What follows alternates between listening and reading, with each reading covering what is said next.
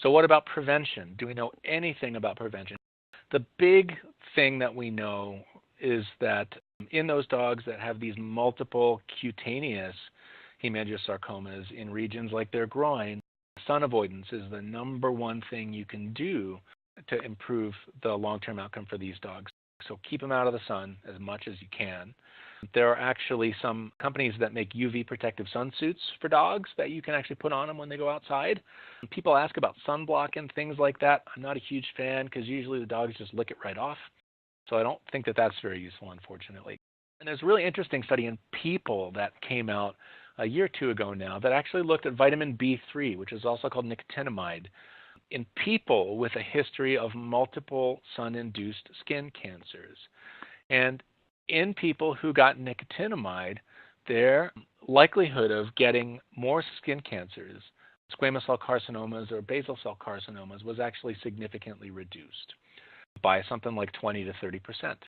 So does that mean that that's the case in dogs? No, it certainly doesn't mean that that's the case in dogs. But we do use nicotinamide for some other skin conditions in dogs, so we know a dose, we know that it's very safe.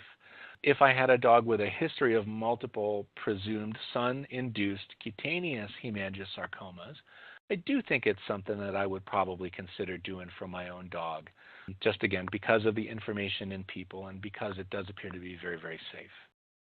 One of the questions that we get a lot is, again, what about routine preventative care? Should I stop giving my dog heartworm pills?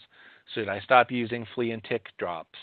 So there's no evidence whatsoever that we know about that these things are contributing factors to the development of hemangiosarcoma.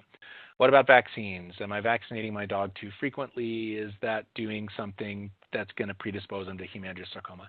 Again, no data whatsoever to support an increased risk of any kind of cancer from vaccination.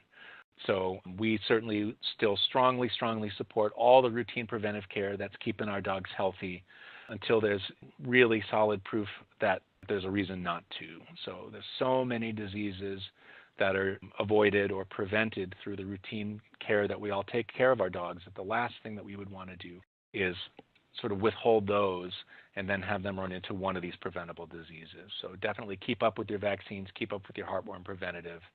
There's no evidence that we're changing the risk of hemangiosarcoma by doing those things.